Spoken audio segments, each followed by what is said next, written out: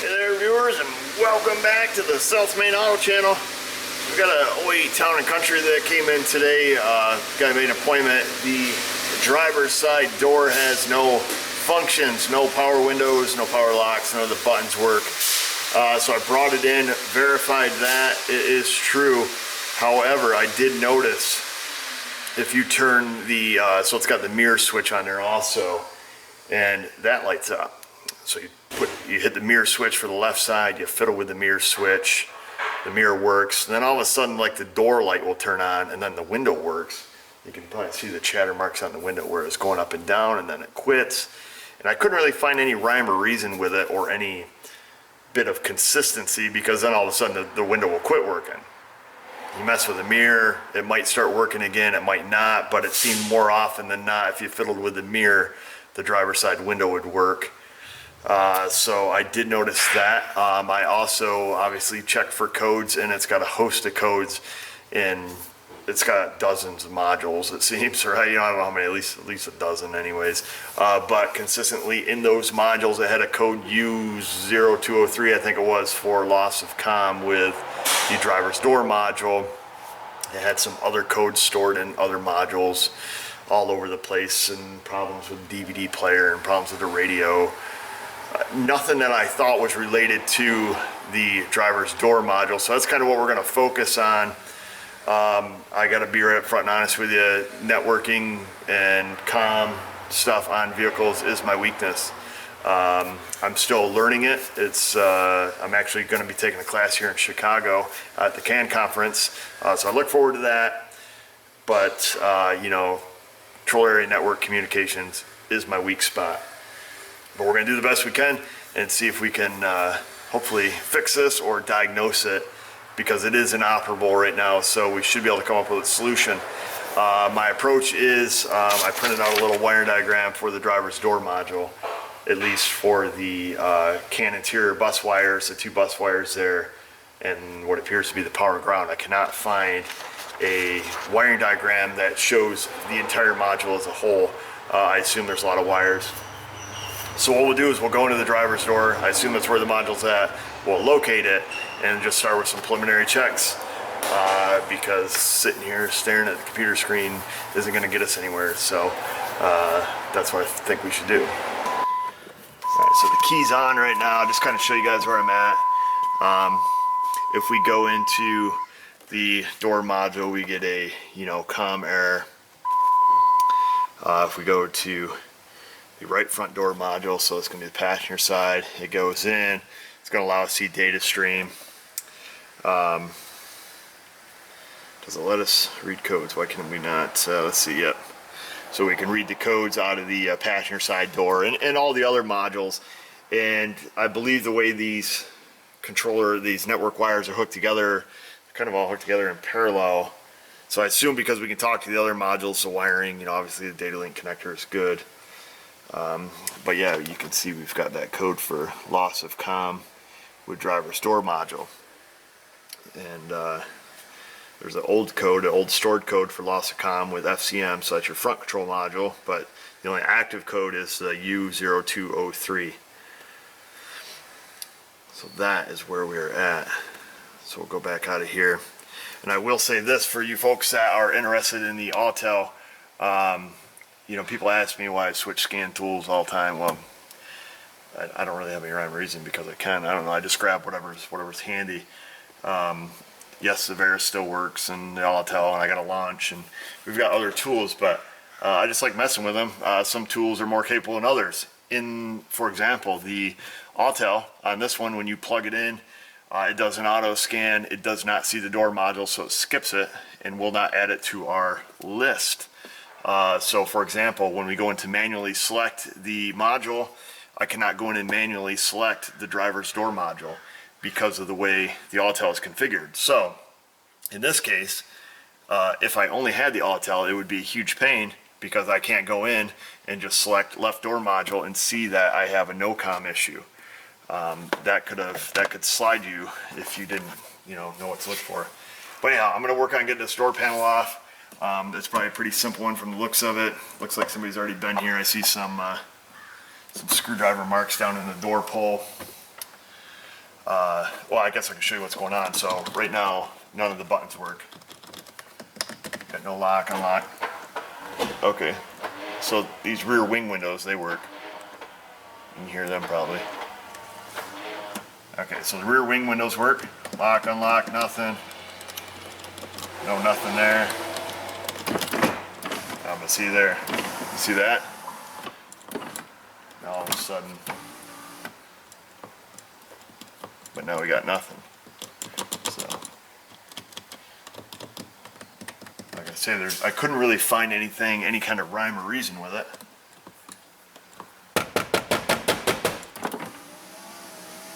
That might be something, I don't know. Let's try it again.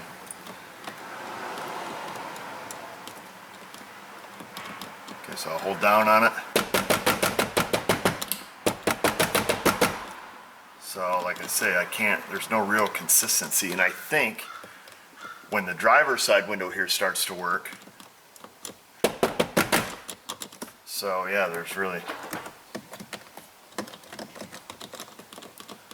like I say, I think it's just purely coincidence when that,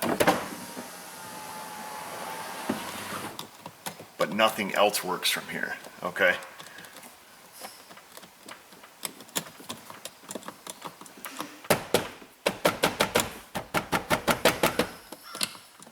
Okay, so you can kind of see, I don't know if it's a timed thing or not, but so I'll turn on the mirror, and the left mirror here moves.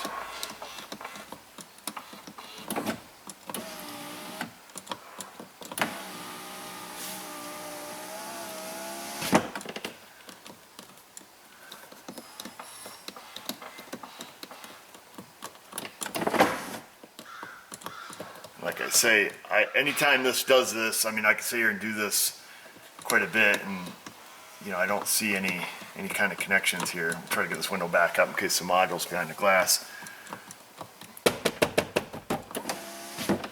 I can't say banging on it really works because you can not bang on it and it still will act like this.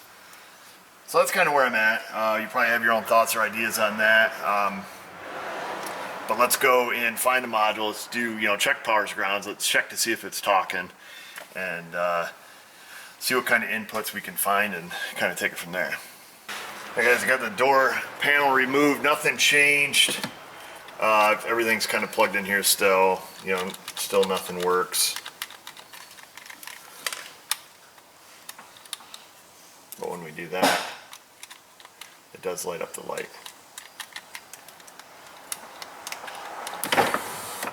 Like I say, it completely works at random still.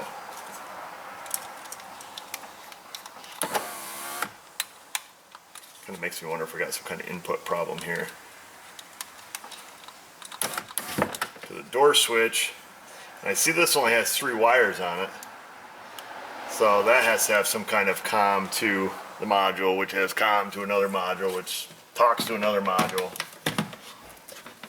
Who knows?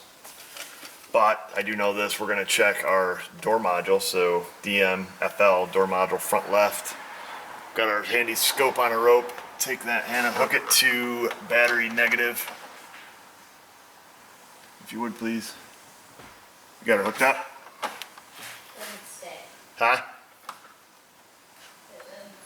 Do what you got to do, Hannah.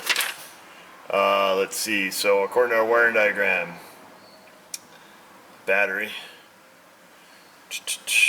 comes from a fuse and goes to a red with light green wire. Connector C3 pin 5. Well, we don't know if that's connector C3, but there is a red with white, and there's also a black in pin 4, which is right next to that one, so we will check that for power. We have power. Let's make sure the power stays when we're doing our thing. Power seems to stay. Okay, hook it to battery positive, Hannah. Okay, our battery positive. Okay, now we'll check our ground circuit. Alright, our ground stays.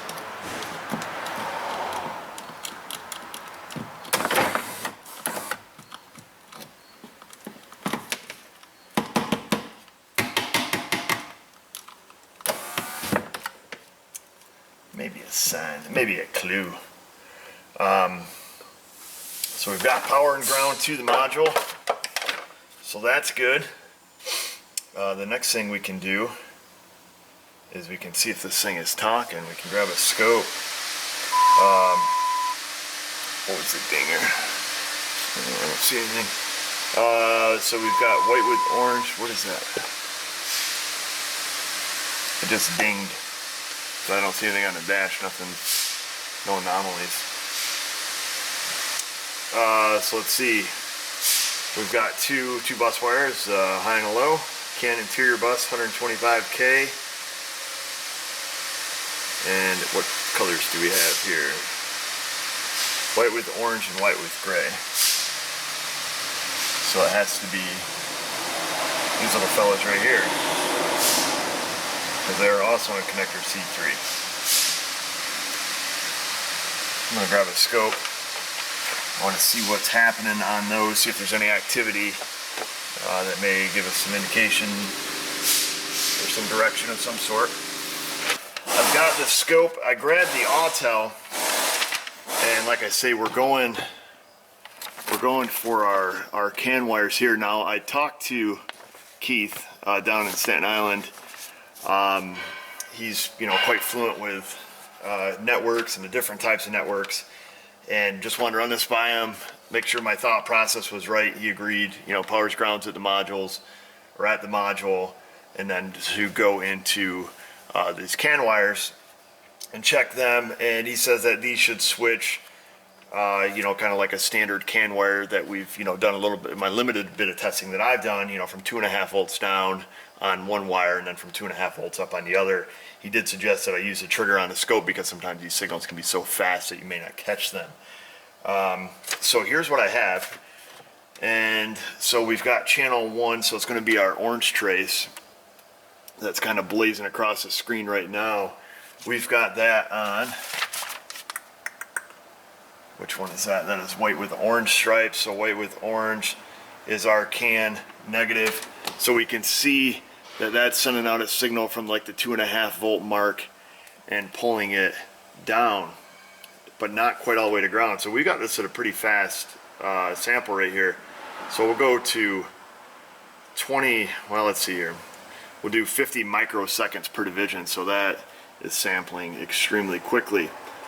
So this brought up a couple questions that I don't know. I see it is at the 2.5 volt mark to start, but I see it is not pulling it all the way down to 0. I don't know if that's normal. The only way I could find that out is to go to the passenger side module and get a comparison. I also see that our CAN interior bus positive, which is our green trace, is at 0. And that's no good. It should be at 2.5 volts. I believe minus 2.5 volts, or maybe it goes from 0 to 2.5 volts would be the case. And I think it mirror images, if I understand it correctly, it will mirror image the other side of the bus. And I think that's what they typically do. Perhaps we can go to the data link connector and get a good look at this, what a good set of signals look like. So perhaps we can do that.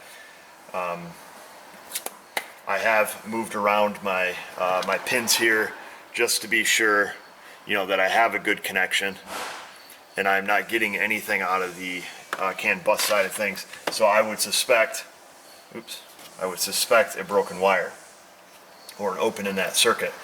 Let's see if we can see what a good signal looks like, and then we can kind of take our diagnosis from there. So I just took a peek at a wire diagram. I was hoping that these CAN wires went to the data link connector. They don't. Again, this is a huge weakness for me. So, but I'm not afraid to admit it. Bring it along. So these wires go from the driver's door module. They link up with all the other modules that are on this interior CAN. And those wires, they end up, there's 2 wires, a big parallel circuit. And then they go to the TIPM, and then from the TIPM it appears to be distributed to the data link connector on a different type of network. I don't know if it would be the same type of signal, but the fact of the matter is, to learn what we're supposed to look at, we have a functioning passenger door module. the door panel comes off extremely easy, you know, a minute.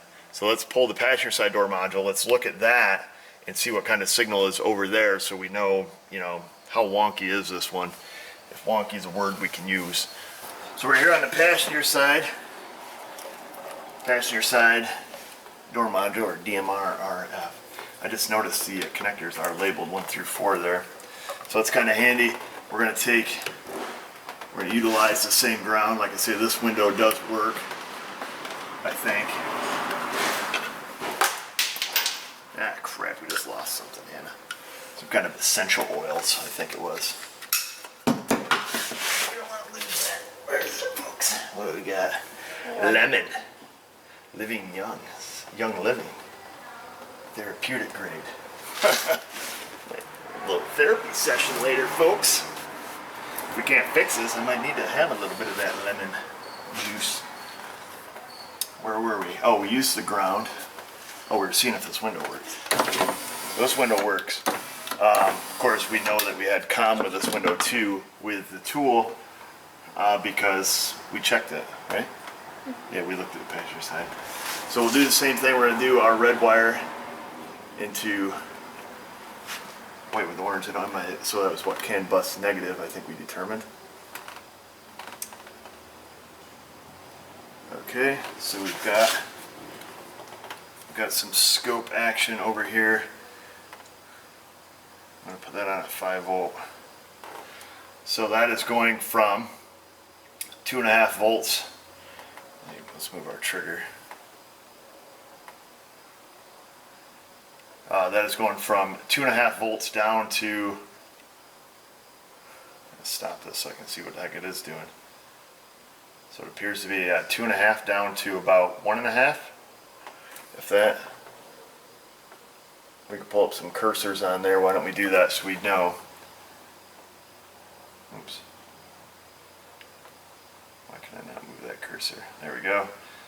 So it is at 2.5 volts on the top of the graph, and it goes down to about 1.5 approximately. So 2.5 to 1.5 volts seems to be where that CAN bus, we go grab the wire diagram over there, the CAN bus negative seems to go. So we'll go ahead and we'll run this live, and then we will check the other CAN bus wire here. The back probe. So white with orange is CAN bus negative. So now the white with gray, so it's going to be our second channel, which has disappeared on us. Should be our CAN bus positive. So let's change the scale on that to a 5 volt. And there it is. The mirror image right on top. And that one appears to be going from the 2.5 volt mark to about the 3.5 volt mark. And this is a known good module. Here, we'll look at it. Let's zoom out on this thing and look at it kind of in the big picture here.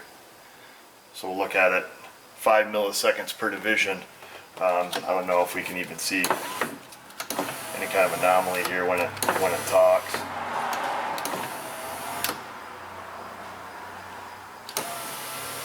I would say not. So that's kind of what that module looks like while it's talking. So this proof of concept here.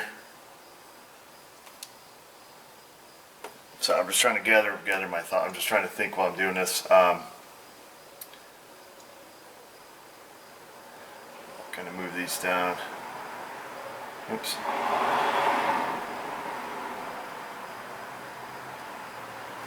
So that's what that looks like at 50 microseconds per division. You guys kind of check that out. So pretty cool. And it does appear to be switching about a 1 volt variance up and down. Of course, there's some taller spikes in there.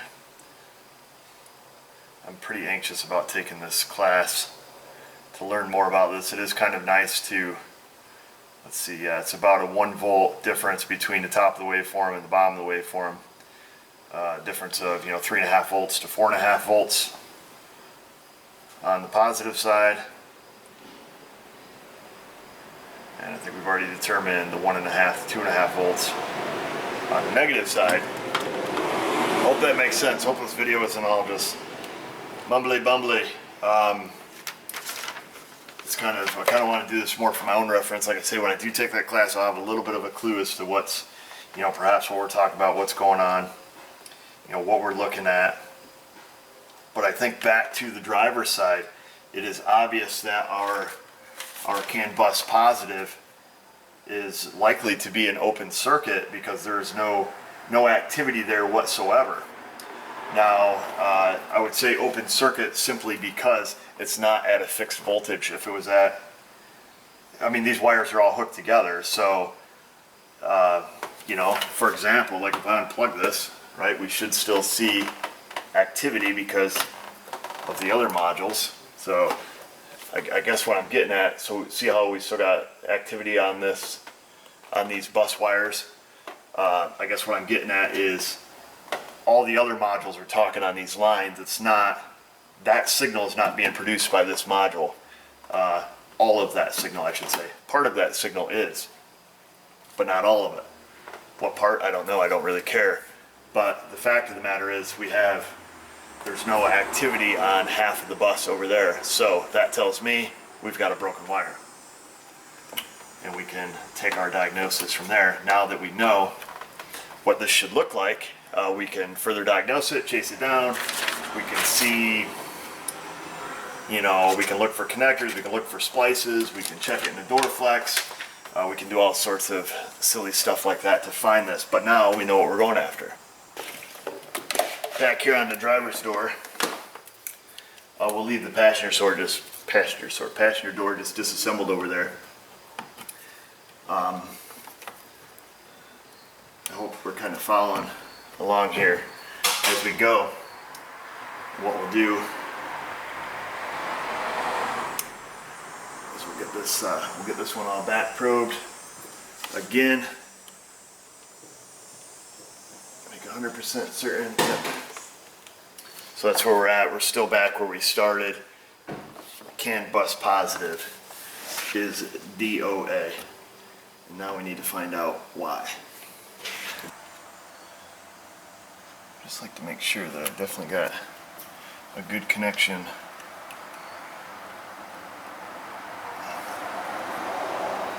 Alright, so we'll take, we'll monitor this while we wiggle and look for broken wires. Visual inspection is usually pretty key. Of course, working on a door, we always got to suspect the door flex. I'll get this set up. Enough junk out here. I'll get this set up so we can both monitor this as I wiggle. Alright, I got you guys set up. I'm going to wiggle the wires on the driver's door here. Get a rise on it. Whoa! Too hard to wiggle in there, Mr. O.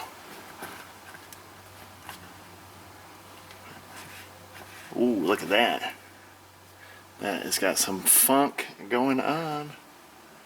I am in the driver's door flex right now. And that lady is going to be your problem. Alright, so I'm not touching the door flex. Now I'm touching the door flex.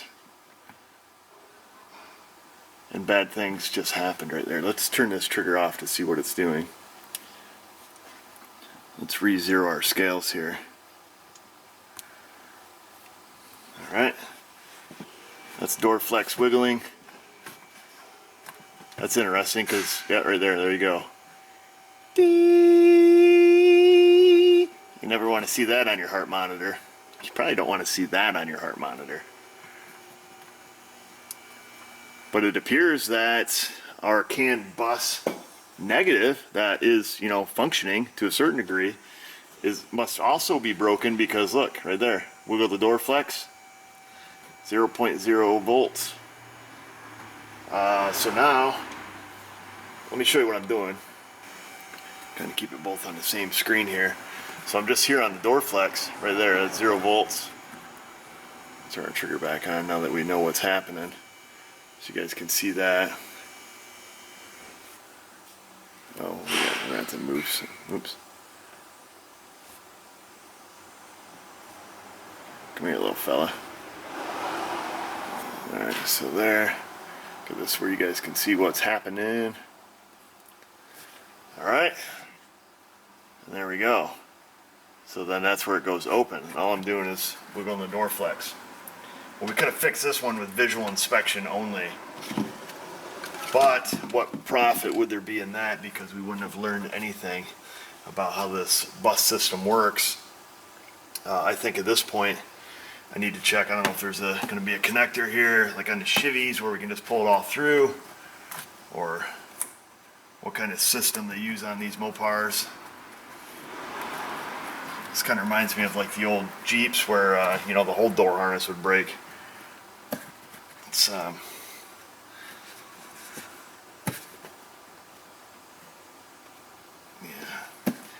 I'll see about this here. Let me get some of this crap on my way first. So I figured instead of looking it up, we'll just dig right in here. Oh, it appears that these are the connectors for the door instead of like a pass-through, perhaps. Alright, well, the can wires, we've got a white with orange and a white with gray, so that's got to be the top one. So let's see. So we could have a connector issue here, actually.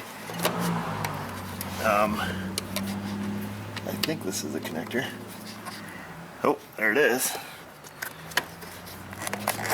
There's our problem, lady. Right there, baby. So that's white with green. And that's orange with white. What in the thunder? What has this thing been patched further down? Or does this thing change colors? Because what else? Our white with gray was also giving us trouble. Let's see, white with gray. Let's give it the old Keith tug test. Look at that. Bam! So, there's our tug test on that. What else we got? Who's here now? Ooh, it's a snap-on guy. There's other crap here that's taped up. If somebody's already been in here, we want to know. Okay. I don't know what this other tape is, but at least we were right with our assessment that both sides of the bus were down. I think what we need to do, honestly, we need to get this out. We need to get this wire and harness out where we can see what the thunder's going on. Because I don't know why this is white with green unless it's had a previous repair, which we just need a Torx bit. So I'll get that. It looks like to me that this this rubber thing here kind of stretches along the door, goes on this big rubber pad. It must loop through here in a 90. Our wires are broke, obviously. It's white with green, I don't know. It's got to be some kind of add-on that somebody put on, so perhaps they cut out a bad section of wire and added this little circus here. So let me get a pick. I want to see if these connectors, I can't quite get in there with my pocket screwdriver, see if these are connectors, if they come out, and then like I say, we'll pull our wire and harness right out of the door and have a looky. Let's see. Like I say, I think that is a connector. Maybe I'm wrong. Maybe I'll pull this whole thing out, see what it looks like behind it.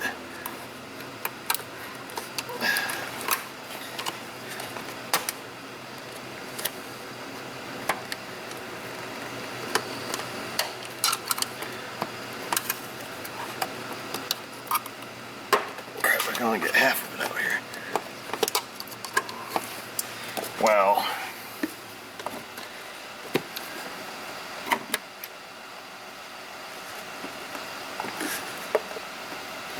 I think that might be it. Well,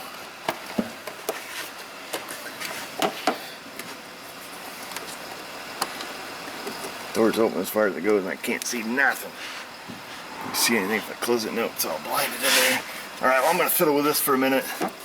We've got to get these connectors out one way or another. I might have to try to find some procedure as far as what it takes to get them out. It's a body shop guy, he'd probably know. But I don't know right offhand.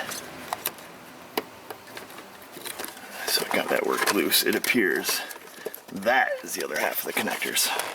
Once I got this out, so it's got 4 locking tabs. It's got a locking tab, the 2 you can see, and then you got to give it the classic reach around to get those other 2 with a pick. Let's see if I can't get these. Come on, get these unplugged. It's in about an awful spot to work here. We'll use wire tension.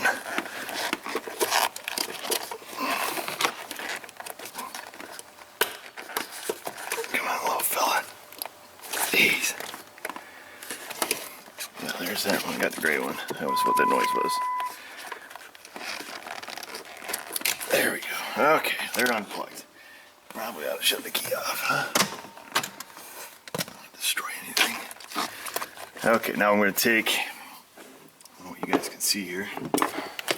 On the door edge here, it's got a couple Torx bits. I assume once that's loose, pull our weather stripping out a little bit here. I think we can bring that right around. And then we can open this harness up a little better and see exactly what's going on. And we got our Torx bits out of there. And this is what we've got on the back side. I don't know if that's all permanent. Nope. It is not permanent. And I'll be damned, look at that. So here's our can wire, the white with orange. That looks like a factory splice, maybe. No, there's some other stuff. Somebody's been in here playing, doing the hokey pokey, because I see some other garbage down here. Question is, can we slide this all through? This ought to be fun. There's another splice. So somebody's added a length of wire, so this is not factory. And that one broke. So it seemed to break at the splice points. So I tell you what, instead of peeling this thing, I don't know, it feels like it's kind of connected here. Just kind of want to just quick visual inspection, see if you know, if there's any other wires that are showing signs. Usually the insulation on them will be broke, you know, it'll be cracked, and then you can see it. But I don't see anything there. The fact is, our wire's getting pretty short here. I don't know what the best option is going to be. Obviously, it did not like these hard connectors. Even the heat shrink got a little bit hard there. So I tell you what, we're going to have to fish. We can at least move our splice up here. You know, one of the splices up and out of the joint. This is unavoidable. Where this goes in.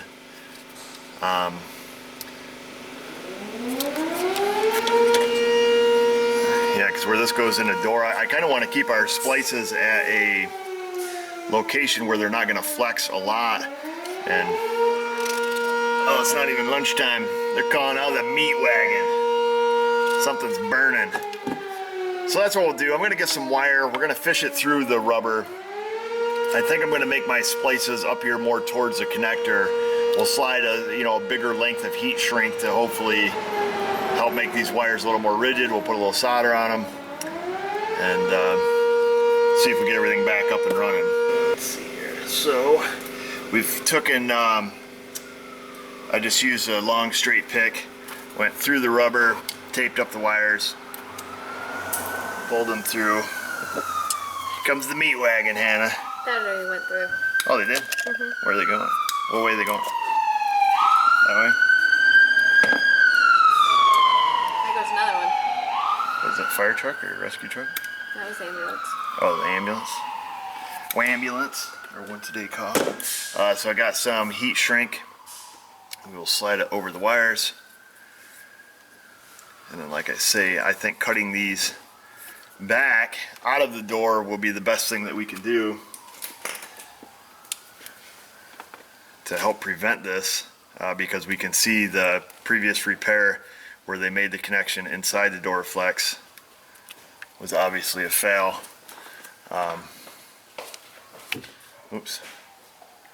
Let's look at these stripped back. Expose a little more wire here.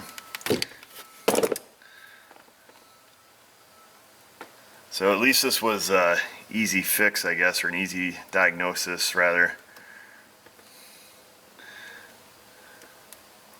I am thankful that I have friends that are much more skilled than I am, that can give me guidance with stuff like this. So we'll use that, we'll hold that still. Get our, see if I can tune down our torch here a little bit so we don't make a big mess. Oh, dang it. It's kind of a hard one to kind of fine tune. There we go. So we'll heat that up, we'll put a little dab of solder on it. There we go. That one's good. And before anybody asks, these soldering holding devices, I've had them for years. I have no idea where they came from. They work fantastic. They're just, you know, magnetic. Maybe I can find them. But I've had them a long time. So we'll slide. That's our solder joint. Hopefully that's approved by everyone. We'll slide our little heat shrink over it.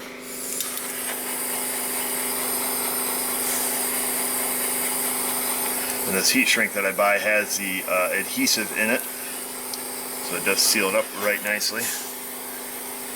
And then a little adhesive kind of comes out the end, and it's clear, so that's fun. So you get to see your little solder joint when it's all done. I'll let that cool. We'll do the same thing with this one here. Strip back a little more on that. Of course, I use wire that is the same color for both of them, so now we'll have the added challenge of which one's which. I should have marked one with a marker, but I didn't. I just wanted to make sure I had wire that was the exact same gauge. I don't know if it really matters, but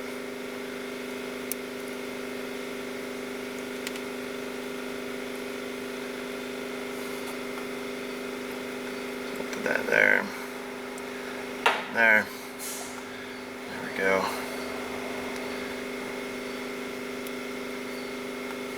Oops. Scoop that over a little bit. There. That'll keep that from popping apart. A lot of times, you know, you'll have these and it looks like you can do it good. As soon as you hit it with heat, it's like falls apart. So that's why I use that, even though it's a good twist.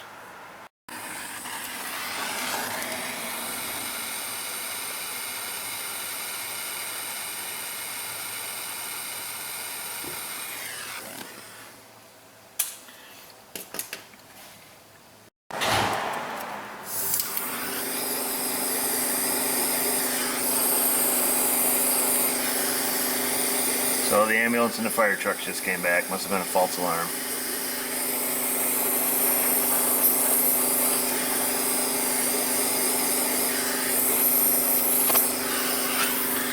There we go. Still a little toasty. Essentially, I'm just going to pull this out straight. We're going to find out which wire is which. This is the orange one. We're going to pull that through. We're going to cut. I'm going to make my connection up here near the connector where it flexes less than it does down here, I guess. That's the best I can come up with. Short of replacing the whole door harness, which really probably would be prohibitive. I don't know how much it cost, but in my experience, usually wiring harnesses are not cheap. If this continues to break, then What I would likely do is get the male half of the connector here, see if Chrysler makes a repair end, or see if we can find that end. We'll buy that, we'll pin it in here, and then we'll splice it way back up in the door. I think that would be the wisest thing to do. I wish I could do it right now, but we can't because we don't have that available to us. So it is what it is. So I'm going to make these splices. I'm not going to record that whole process. You guys have seen, you know, what I just did up there. And we're going to do the same exact thing here. And always make sure you remember your heat shrink. Sucks to make a really nice solder joint and no heat shrink. It's kind of like, you know, flaring a brake line. Get it flared perfect, and come to find out you forgot to put the nut on it. The repairs have been made. We can see, like I say, I did, this heat shrink. I'm right up here closer to the connector. I think what I'm going to do is go around them with some tape to kind of make the whole harness stiffer as an assembly, I guess. I don't know. This is just my theory. Hopefully help keep, like, you know, the individual wire from flexing. It's kind of like putting a cast on it, you know what I'm saying? Alright, I gotta go see who's here. And we're back. And I had to run uptown, so I got nobody here to answer doors. Phones. Like I said, I don't know if this will help it or hurt it, but this is how I've always handled door flex repairs. And I can't say I've ever had to re-repair my repair. Not that I'm exempt from it, but this does seem to kind of work. Or at least it'll break it all as a bunch anyhow.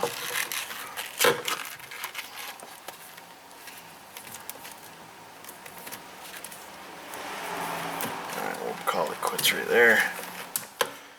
Go hit her from the back side. Assuming we can. There we go. There's those, and we'll take back over, and I'll go up to this repair. And this must have happened, the previous repair must have happened before this fella owned it, because I've worked on this car since he's owned it. I mean, I've worked on this to the point I've actually put an engine in this van for him. So he's had it quite a while. It's got a lot of miles on it. Actually, I think I did a video putting an engine in this that still sits in my archives, which I've never displayed. Maybe I'll have to get on that. I've got a bunch of longer videos like that I haven't put out yet. So, okay, so we'll leave that like that. Let's make sure we're going to get this oriented correctly. I remember the rusty side was up. We'll get our rubber put back on.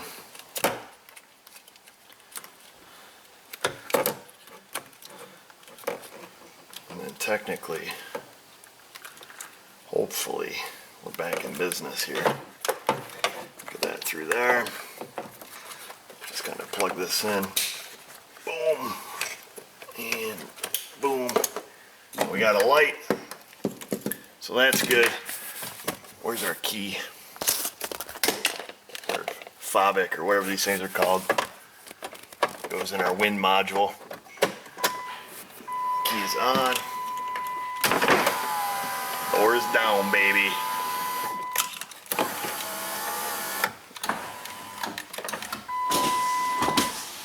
Hey, look at that. Everything works now.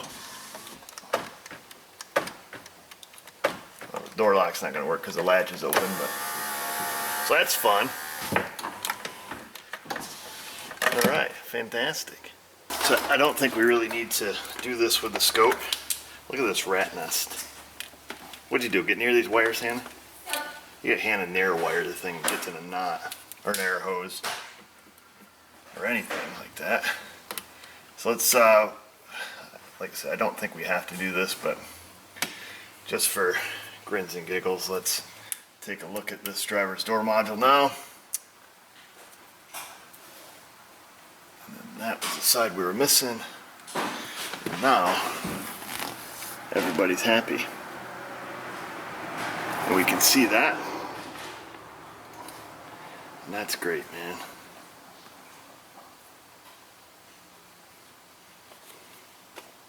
And there's our communication of interior can on a Chrysler. And that's how they work, so we did learn a little bit about this, which is kind of fun. Because like I say, you know, CAN systems, networking systems are my weakness, and that is why I'm going to take some training on it that is available to me at the Chicago CAN conference that's coming up here in September, something of 2016. That is a huge gap that I have in my diagnostic arsenal, is understanding, diagnosing, and repairing CAN and all the different types. And it's a little overwhelming, but I assume it's like anything, once you get to know it, it's probably okay. But currently it is my weakness, just like ice cream. That is my other weakness. I cannot drive by an ice cream store. Well, I don't know what just happened there, but I just lost an hour out of my day. It went from noon to 1 simply by walking away for a minute. So we had this all buttoned up. Key's still on. Hope battery's not dead. Alright, battery's not dead. I think. Let's see if we can com with the driver's door module. Now we can. Let's see if it has any codes in it. What do we got? We've got ECU reset, recovery occurred. I have no idea how many of these codes were generated because of us, self-inflicted, you know, from unplugging this thing, because it's got, you know, all kinds of issues here, you know, lost comm. So basically what I'm going to do is I'm going to go through and reset these modules that have the code stored in it for losing comm with this driver door module. And then, you know, I'll take it for a little toot and go from there. And I think we'll leave it at that. So I've never been interrupted so much on one job. I don't even know where we just left off. But we're done. Codes are all cleared out of all the modules. The door's fixed. It works. Everybody's happy. We learned a little bit about our controller network that works on the Chrysler interior can, I guess it would be. It's similar to other ones I've worked on. I want to understand them better. That's why I'm going to take some training, some classes, and do a little bit of digging, because I think as cars evolve, obviously, you know, more and more and more modules are being added. They all talk to each other. There's multiple networks in the vehicle, and those networks talk, and I've got to learn it at some point. I don't have dealer training. A lot of this stuff is learned like it is right now, just kind of on the fly, seeing how it works, having a good friend that you know, is a little more up to speed on it, who's encountered things like this, who knows how they function, and can give you a little guidance. So that is extremely helpful. And that's it. Got to put door panels on, finish the rest of the service on this, oil change, rotation, whatever else was on his list besides the door deal. We've got way too much time into it. Google Plus, Facebook, check us out there. Subscribe to our channel if you want to stay up to date. I'm sorry I didn't know a lot about this one to turn it into a big learning lesson, but I promise I will. And that's it. And just remember, viewers, if I can do it, you can do it. Thanks for watching.